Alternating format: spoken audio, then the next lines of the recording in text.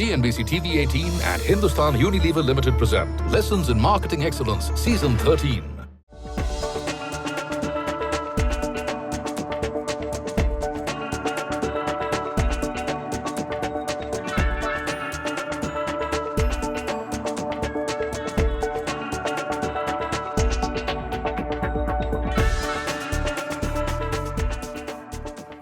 Well, thanks very much, Gautam, and appreciate the fact that we're back here on CNBC TV-18 to take forward the journey, the long 13-year-old journey that we traversed starting 13 years ago on the Lessons in Marketing Excellence. Now, just a few days ago, the chairman of Hindustan Unilever, Sanjiv Mehta, said that the pandemic can only pause the company's growth story. In fact, let's put that down in numbers. In the first quarter of the financial year, HUL saw 9% volume growth, which was ahead of street expectations. Revenues and profits were also ahead of expectations. So where is HUL and India's retail story headed in the context of the changes that we've seen in the consumer landscape, the behavioral changes as well as the spending changes that we have seen? Has the pandemic made any lasting changes to consumer behavior? Joining me now as we launch the 13th edition of Lessons in Marketing Excellence is the man himself, Sanjiv Mehta, the chairman and managing director of Hindustan Unilever. He's also the president of Unilever for South Asia. Sanjiv Mehta, always a pleasure. Many thanks for joining us here on CNBC TV-18. And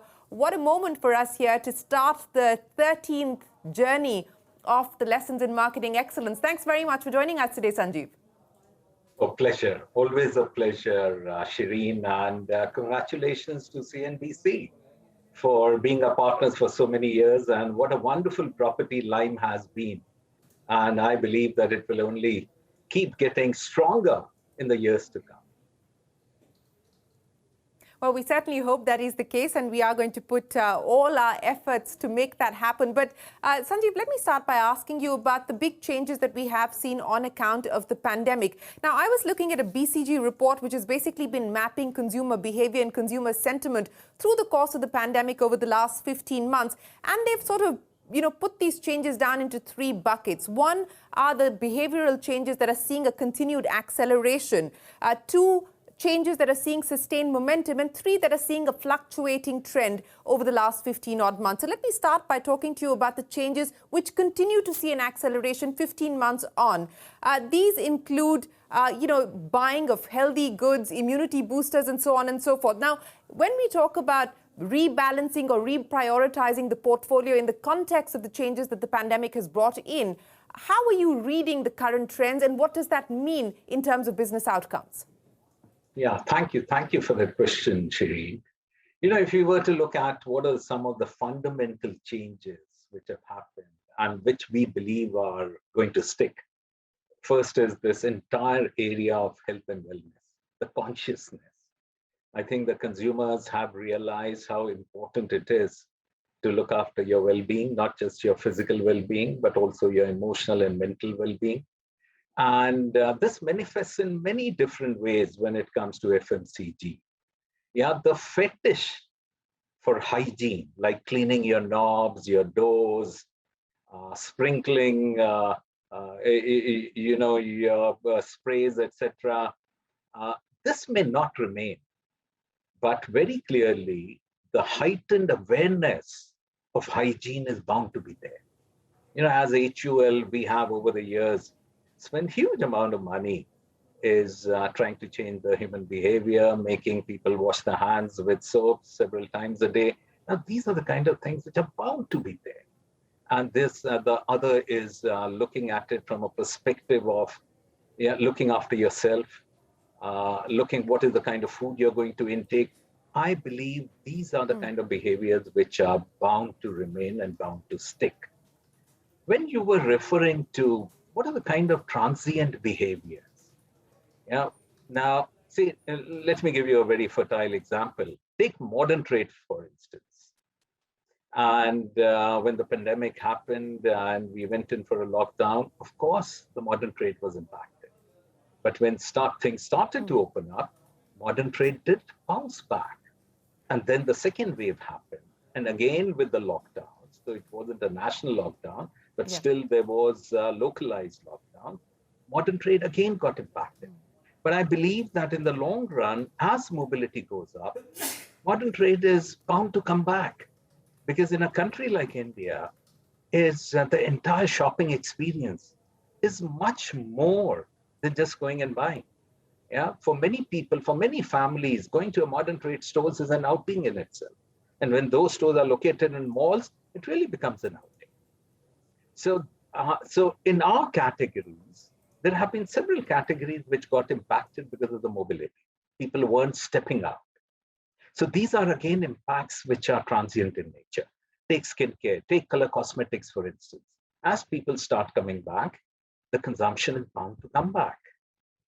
And then when you also look at it from a perspective that what is the kind of behavior, not just from a consumer behavior perspective, but the entire ecosystem, this entire game about digital. You know, whether it is healthcare, whether it is education, whether it is shopping, it has given it a massive stimulus. And this is something which is bound to remain. Several things that you spoke about there. And in fact, you talked about modern trade bouncing back, and you're absolutely right, because even as far as the BCG report is concerned, this modern trade is one of those fluctuating trends. It is keeping pace with the course of the pandemic. So as we see states moving back into the lockdown, modern trade obviously takes a hit. And once we see relaxations happening, we see a pickup. But, I want to go back again and get a little bit more detail from you. In light of what you said as far as the health, hygiene and immunity portfolio is concerned, what would that be as a quantum of your total overall portfolio as of today? And given the experience of the past 15 months, how much do you believe you're going to invest in this side of the business? And what will be, in terms of value, this business as we move forward? If I look at health, hygiene and nutrition, all put together, is nearly 85% of our portfolio. And even last year, if we look at the last fiscal year, while the business grew at about 6%, this 85% of the portfolio grew at double digits. Yeah. And then we have the balance 15% of the portfolio.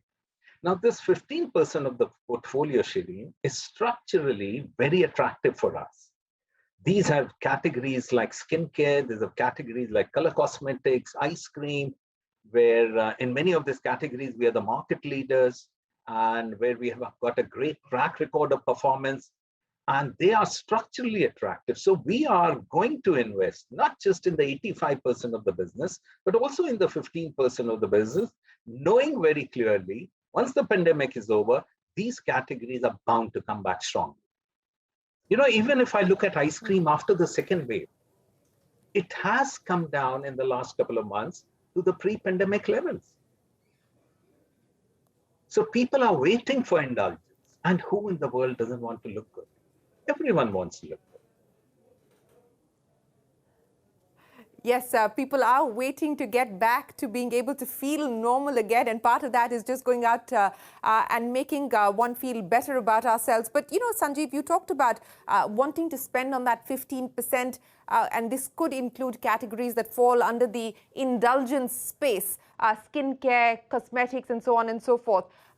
Will this largely be driven organically, or are you also looking at inorganic growth within that space? I ask you this because what we have seen again over the past few years is a flurry of activity, especially in the startup space, D2C brands emerging. Many of them have been able to scale up and scale up quite significantly. Is that likely to be on the radar for HUL? Shereen, if you look at in the last few years, we have made some very good strategic acquisitions. We started with Indulekha. Now, Indulekha was a small brand when we acquired, just about 50 crores. In 5 years' time, it is running at 400 crores. Then we did the massive big acquisition, which is GSK. And before that, we also acquired Aditya Milk because we wanted to strengthen our ice cream in southern part of India. And then it was the GSK Consumer Health, which was, I believe, the mother of all acquisitions. And we followed it up by acquiring WeWash from Glenmark, which is the intimate hygiene brand. So we have had a good track record of picking up real jewels in the market. So we will always be open to looking at bolt-on acquisitions. But for us, it is not just about acquisition which grows a business. If you look at the last decade, Shireen, we were at the beginning of the decade about 19,000 crores as a business. And at the end of the decade, which is March 21 when we ended, we were 45,000 crores. So we added about 26,000 crores as a delta turnover, which is more than, significantly more than the absolute turnover of any of our competitors. And a large part of it has been through organic growth. Our organic growth over the last 10 years has been in the vicinity of 9%. So we are talking about, from a strategic lens, both organic growth, and if we get a good opportunity, we would obviously be looking at inorganic growth as well, like we have done in the last few years. Yes, you spoke to us about some of those strategic acquisitions that you've done. So let me pick up on one of them, because you talked about it as being one of the big ones, the mother of all acquisitions as far as HUL is concerned, and that was GSK Consumer. And the expectation with doing an acquisition of that kind is that it will result in significant addition as far as margins are concerned. A significant margin improvement was anticipated on account of that. How much of that synergy have you been able to accrue so far on account of the integration? That's a good question, Shireen. Now, let me tell you that margin synergy is running ahead of the business case. Yeah, and still there is a lot more yet to be done. We are in the process of integrating our sales systems. Then we have a lot of work to be done yet in the supply chain. And I'm very confident that the synergies that we will get will be more than what we envisaged in the business case. So it's looking very good. So you're saying that, I think if I remember correctly, it was 1,000 basis point improvement in margins on account of the synergies from GSK Consumer. You're saying you'll be able to do better than that? 1,000 bips was the maximum after a period of years. I believe as far as the staggered realization of benefits is concerned, we'll be better than the business case. Okay. Let me talk to you about some of the other issues that you just spoke of as one of the big changes that the pandemic has brought on, and one where we are seeing a sustained momentum. In that sustained momentum category, digital commerce, something that you spoke of, digital payments, again, something that we've seen take off quite significantly. Now, even as far as HUL is concerned, if I look at the numbers, e-commerce today, the contribution from digital for the industry has doubled in FY21 to 3% to 6%. If the momentum sustains as it seems to suggest at this point in time, what could it mean for your specific business? Sure. And, if we just step back for a moment and look at the vantage point from where we are standing, we are seeing increase in computing power, the speed, the memory, the creation of artificial neural networks. Now, all this is pointing towards the power of machines. So we will see definitely machines playing an overarching role in our lives as machines' intelligence increasingly complements human intelligence. Now at HUL, we started and realized this opportunity on digital and have been pursuing a technology-led agenda for the last several years. We call it Reimagine HUL. This is about leveraging data, harnessing latest technologies, emerging business models, and to redefine not just about e-commerce, but how we engage with consumers, customers, and the way we operate. So essentially, the entire value chain.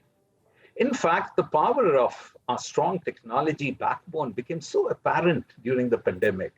Today, Shireen, 10% of our demand is captured digitally through the future-ready platforms. Now, this also gives us a unique ability to run our demand generation activities in a pretty disruptive ways.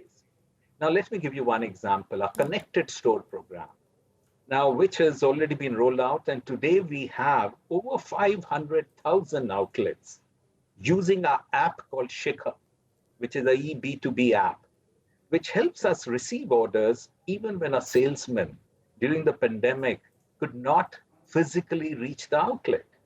Similarly, we have been able to optimize deliveries by using location data to triangulate the best possible routes to reach them by avoiding the containment zones and other restrictions. So this has enabled us to ensure a steady supply of essentials across the country. Now, for our supply chain, we are using the latest manufacturing technologies coupled with extensive use of data and analytics, reconfiguring our manufacturing and distribution network, bringing them closer to demand in sync with our WIMI strategy, the Winning in Many India strategy. Now, this again has made our supply chain much more agile, more resilient, more cost competitive. So technology is going to play a part across the value chain and not just in the traditional e-commerce that we are talking about. Now, if you look at our consumer engagement, now through digital platforms and content hubs and interfaces, we have continued to reach our consumers, keep our fingers on the pulse of changing consumer behavior and demand, and have continued to engage with them. So the vision, if I may say, for Reimagine HUL is to create solutions that are fit for the paradox of the country and the complexity of the business and help us achieve our ambition.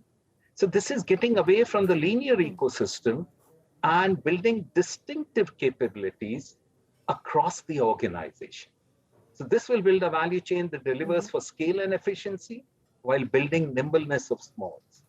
So our aim is to become one of the most intelligent consumer goods enterprise with consumer ecosystem, customer ecosystem, operations ecosystem, with data technology and analytics at the core. So this is what we have embarked upon, and I'm very pleased with the kind of results we have achieved so far. That's an interesting statement that you made there, that you want HUL to become one of the most intelligent consumer goods companies, Sanjiv. So let me ask you what that eventually means in terms of being able to bring in cost efficiencies across the supply chain. You talked about what you've been able to do by the use of technology on the supply chain side, how you're using data and data analytics to be able to predict demand. What does that now mean in terms of cost efficiencies, and how much can it help you offset what we are seeing in terms of price escalations and inflation on the raw material side? And how much of a challenge is the inflation that we're seeing on the raw material side? Yeah, first, I think inflation has been unprecedented. Seldom have we seen three big of the commodities that we use as raw materials, which is tea, the second is palm oil, and the third is fuel oil-based derivatives, all increasing by anywhere in the region of 50 to 60% in the last 12 months. This is pretty unprecedented. So inflation has been there, but if you know the commodities, they go through the cyclical route. So while the prices are high today, just imagine, not so long back, we had fuel oil, which was less than $20 a barrel. And then we looked at it moving up to $75. Then it shed some inflation, some came down a bit. So it is going to oscillate. If you were to ask me to put a finger on how is it going to move, extremely difficult, very difficult to predict because there are many variables which go into it. But certainly we are seeing some settling down, and there are some indicators that palm oil getting into 22 will soften a bit. But yeah, inflation has been real and inflation is there today.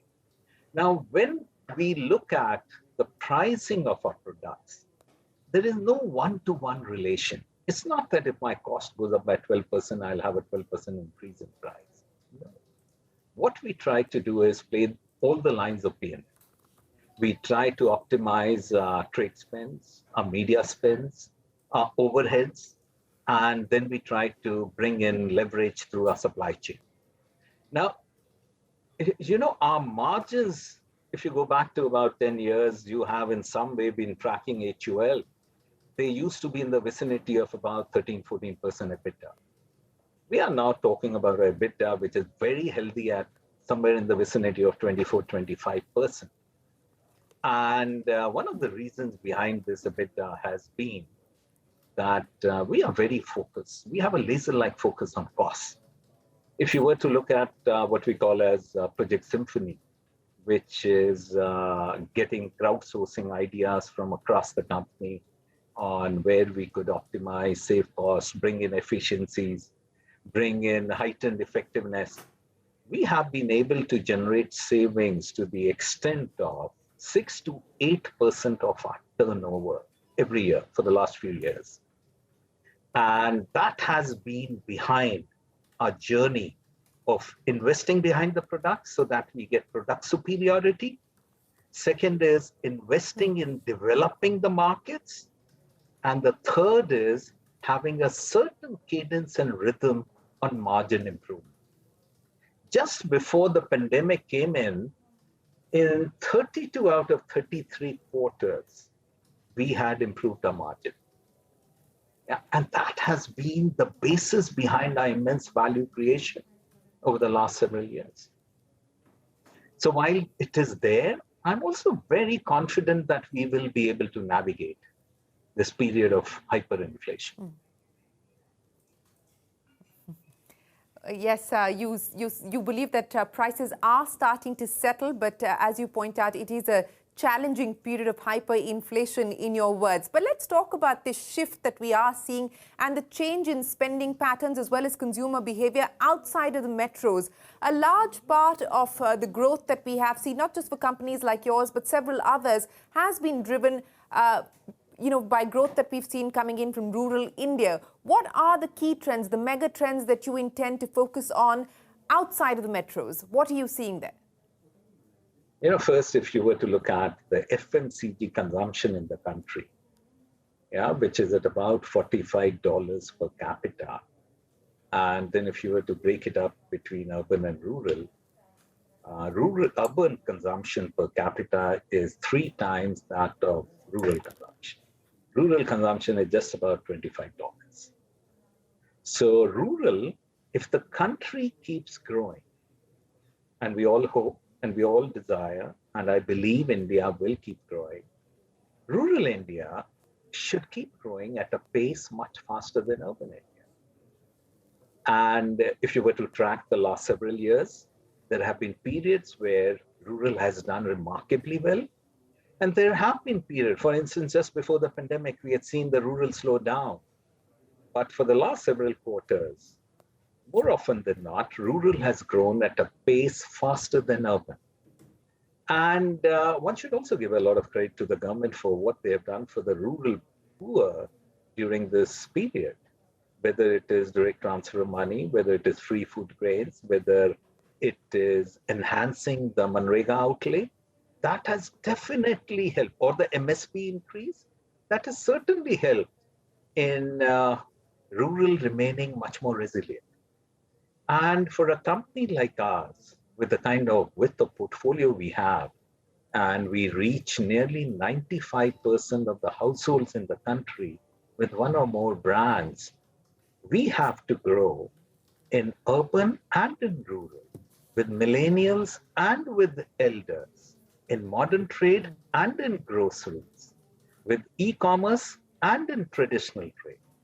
So that's the only way we will be able to go. And that is the reason why, Shereen, a few years back, we started this Winning in Many India concept, where our strategy and execution is today linked to different parts of the country. So we don't have one pan-India strategy, because in a country like India, it doesn't make sense. So I'm very confident that not only the rural India will keep growing, I think we are also seeing a bit of resilience in tier 2, tier 3 towns. And with the opening of the economy, with the opening of the channels like modern trade, we will definitely see urban India or the metropolitan India also bounce back. Well, that certainly is the hope that we will see a recovery across the board. But Sanjiv, we had the chief economic advisor talking about the sachet innovation. Now, that's a long time innovation that the Indian FMCG sector has been dealing with in the marketplace. From an HUL perspective, given the sorts of insights that you've gathered, especially in the last 15 months, and some of which we just spoke about, what will that mean in terms of pricing innovations as well as product innovations? Are there any categories that you believe may have outlived their purpose and utility? And are there any categories you believe you must get into at this point in time? So if your question is, have any categories reached the point of maturity that there won't be any further growth? The answer unequivocally is no. None of our categories. There might be maturity in the minds of a marketeer, but definitely, as far as we go as HUL, none of our categories. Let me pick up, for instance, 3 of the categories where the penetration is near universal: laundry, tea, and skin cleansing, or soaps, what we call it, body wash. Yeah. If you look at laundry, what we have been doing, we have been moving consumers for direct application to solution wash. Within the solution wash, we are upgrading them from powders like Wheel to Rin to Surf Excel. Then in urban India, whenever the consumer goes in for a washing machine, we are telling them use the Matic powders. And increasingly, we are converting them to liquids. Not just liquids for cleaning, but also liquids like fabric conditioner or comfort. And that is how the journey goes.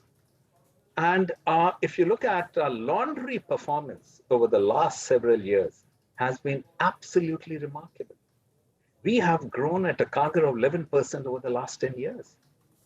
And there is huge room for upgradation and growth still to be had.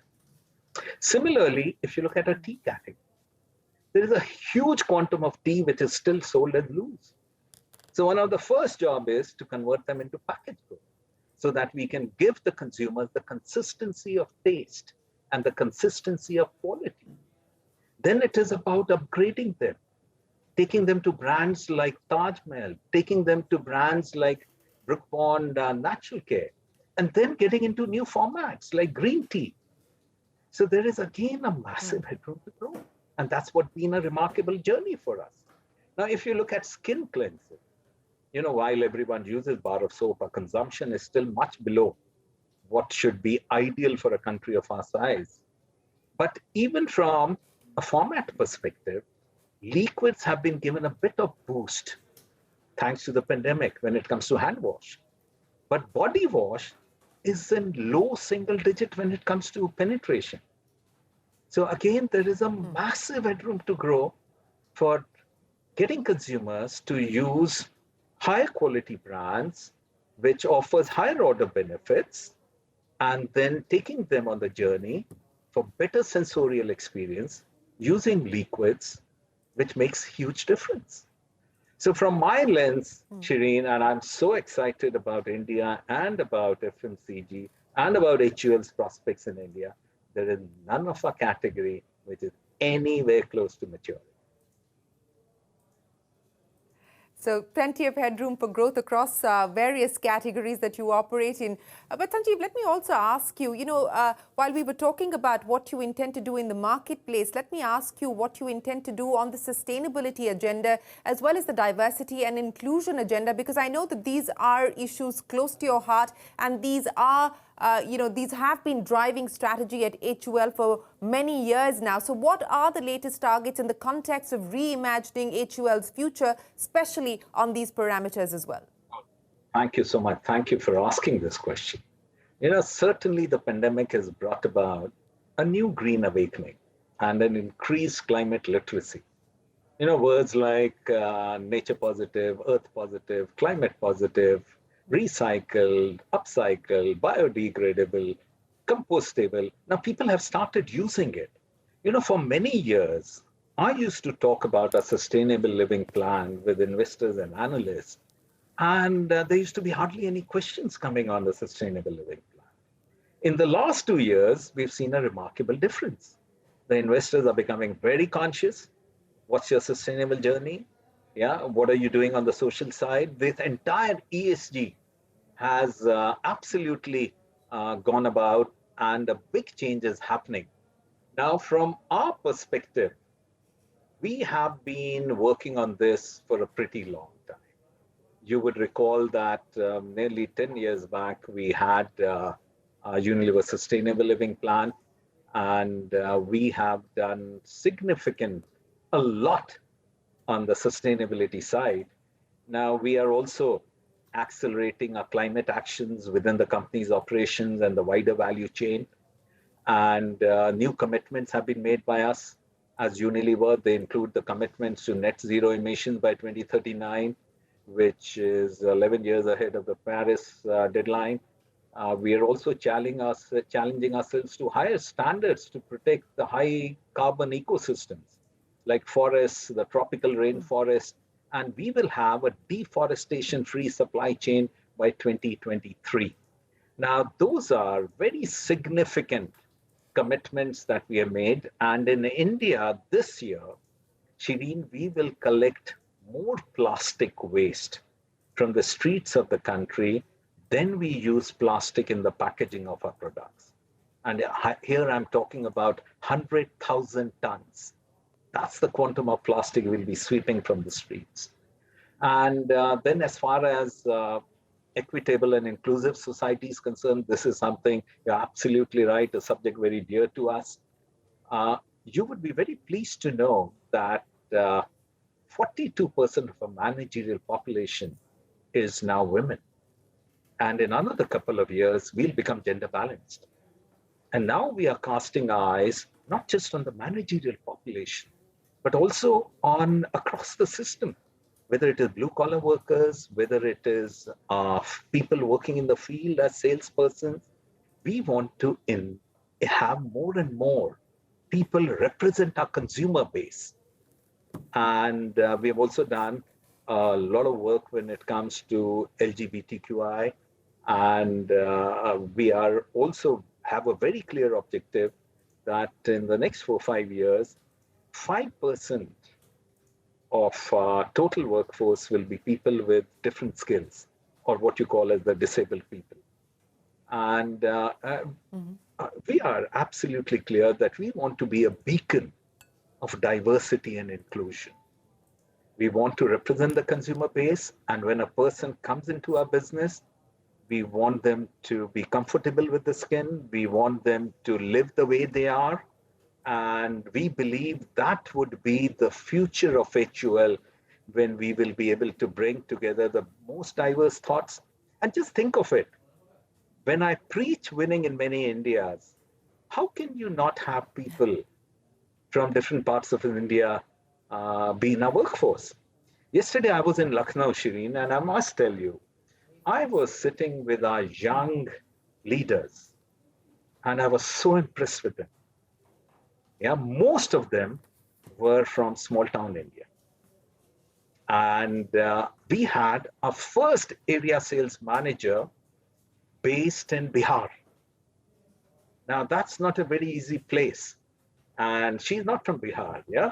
But she's based in Bihar. And she was telling me, first is the steps that she is taking to have more sales women join the company, a field force. So we are talking about bringing about a significant change as a catalyst when it comes to diversity and inclusion in the company.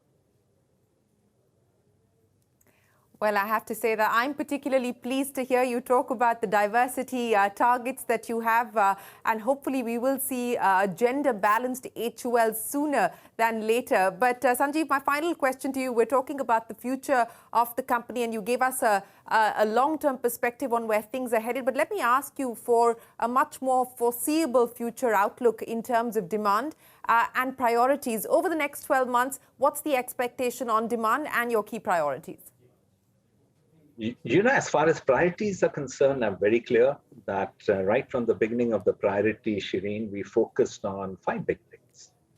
One is the safety of our people. Second is ensuring that our supply lines keep running. Third is keeping our fingers on the pulse of changing consumer behavior and demand.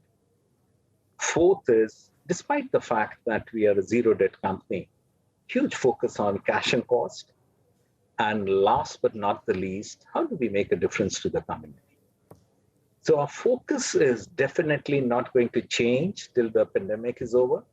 Just to give you an idea as far as the community is concerned, at the thick of the second wave, when we could see that there was immense shortage of oxygen in the country, medical oxygen, we used our global supply chain to airlift 5,500 oxygen concentrators.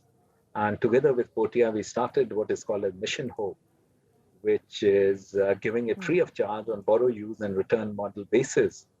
And this was launched in several cities. And now we are in a state of readiness. God forbid, if the third wave to come, we will deploy it with speed, absolute speed. The other important bit, I think most important bit, I would say, is vaccination. There is today no investment, either for the country or for a corporation, which will provide you better return on your investment than vaccination. So we had taken upon ourselves that we will vaccinate not just our people, but also their families, the outer core, as well as the Shakti Amma. So we are talking about 300,000 people whose responsibility we have taken over for vaccinating. And it is progressing at a pretty decent pace. And I must say that as far as our inner core is concerned, leaving aside those people who cannot for any reason get vaccinated, everyone has got at least one vaccination. And I think by end of September, majority of our people would have got the second vaccination as well. Now, coming to demand is concerned, I'm reminded, Shereen, of John Galbraith. You would recall, the great economist. He used to talking about forecasting and all. And he used to say there are two classes of people.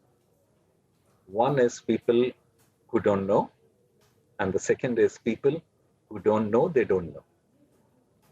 So I wouldn't want to hazard a guess what would be the total demand. But I am very confident that if we can vaccinate 70-80% of our adult population, which is about 700 or 800 million people, by December, January, we will be much better placed to ride the momentum that is building up. I'm still very bullish on the India story this year, and India story in this decade. And I believe that this will still be India's decade. India will bounce back. We have an inbuilt resilience built into us. And if we are able to vaccinate people, we should start seeing a sustainable demand momentum come through. Well, let's hope that certainly is the case. Sanjiv Mehta, it's been an absolute pleasure. Appreciate you joining us here on CNBC TV-18 on the lessons on marketing excellence. We wish you the very best of luck, and we look forward to taking this journey forward together. Appreciate you joining us here today on this very special occasion. Thank you, Shereen. Absolute pleasure. CNBC TV-18 and Hindustan Unilever Limited present Lessons in Marketing Excellence, Season 13.